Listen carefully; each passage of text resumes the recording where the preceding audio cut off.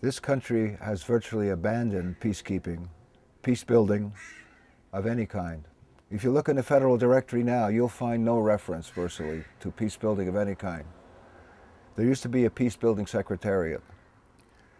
There, as far as I know, none or very few funds devoted in any way to peace building. Rather, we have become a belligerent on the world stage, an aggressive nation favoring combat over peace building. That's true both in the Middle East. It's true in terms of our combat against ISIS and the bogus threat that they're about to become on our doorstep. We have the initiative for a Canadian Department of Peace. Internationally, we need to recover. You know, at one time, as you know, in the United Nations, there was the group of non-aligned nations. That is where we belong, in the non-aligned nations, so that we can use our offices, our good offices, to pursue issues of peace, nonviolence. What are our alternatives here? What are our nonviolent alternatives to combat? What are our 6 planes doing but wreaking havoc in the Middle East? 6 planes in a huge operation there. That's what we're doing. 6 planes dropping bombs. And civilians are by far the vast majority of casualties in conflict. So the Department of Peace idea, we think, is a major shift in cabinet and in the society, because what it means is we are beginning to establish peace as an operational principle of our society. Respond to the simple question, do you support a Department of Peace in Canada? We absolutely do support the Department of Peace. In fact, Saul Arbess was involved with the Creatively United for the Planet Festival that I've put on for many, many years. And as a Green Party MP, and I know full well that the party supports peace as just a fundamental part of our many stated values. So we would work very hard to continue seeing the promotion of peace on all levels of government, starting right here at home, and then working across the countries and planet to ensure that there's an international discussion on peace, and it continues. And you would support the development of a ministry of peace? Yes, we would. We would support the development of a ministry of peace. Would you support the Department of Peace initiative, Bill C-373, as a new ministry? Yeah, absolutely. We support the bill, but again, we believe it needs to go a lot farther, and we need to carry out an independent policy, independent foreign policy.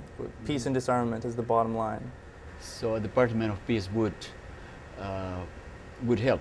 Would help, yes. So you would support that? Absolutely. So you would co-sign that bill? Yes, we support the bill. The Department of Peace includes non-violent resolution or management of conflicts. The Department of Peace includes restorative justice instead of retributive justice, which is jail. You do something wrong, put you in jail. Whereas there's this new methods of dealing with criminals that say, well, let's try to reform that person rather than just put him in jail. Yeah. So all those things are in this Bill 373. You know, the Communist Party looks at crime a bit differently, and we look at the sources of crime and not just the results of crime. And we think poverty is one of the biggest causes of crime, for example, and that obviously more social programs, both in terms of rehabilitating criminals and reducing poverty, are necessary hand in hand in order to combat it, you know, to make effective justice in the country. So the source of a lot of crime is poverty. Absolutely. So if we address through a communist system, we address the poverty issue, then crime would diminish. Exactly, yeah. We need to be putting more money into social housing, and we need to we recognize drug addiction, for example, as a sickness rather than a crime, because it is a sickness caused by capitalism as well. Yeah. obviously the Green Party does support that bill. It was Elizabeth May who seconded it in the House of Commons in November of 2011. So yes, the Green Party is very much in support of that bill. It is unfortunate that it did not receive support of the House and died on the order paper. Mm-hmm. So you would advocate for a ministry that promotes peace rather than war. Absolutely. And you know, I think it goes beyond that, Pedro. I think what we're looking is to re-establish Canada as a global leader in peace building, peacekeeping, and a diplomatic ambassador to the world. You know, when I talk to peace building, it's time for us to return to taking a part in the UN, take our seat on the Security Council, for example, which we've passed up now twice, review our alliances with NATO and NORAD to make sure they're in keeping with our priorities as a country, and in that I mean, you know, diplomacy, development, and defense.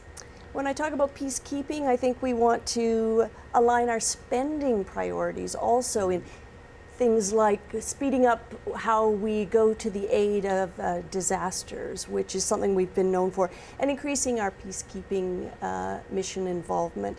So, you know, we need to restore CETA, we need to increase our overseas aid. Those are all part of building peace and security as opposed to just defense. And there are other programs also like nonviolent communication and restorative justice and things that are mentioned actually in this Bill 373. Good. I think it would be hard for anyone to disagree with those things, don't you? I mean, they didn't put the department in place, but it really does seem to be we don't hard have to- it. Yeah. So obviously somebody is not following with the good idea. Yeah. And that somebody are the politicians that get elected and either support it or put in the bookshelf and it disappears after 10 years. So you're saying that you would support it and therefore it would... Green Party seconded the motion. Okay, and you, but individual... Yes, I would MPs individually. would support Yes. it. Okay.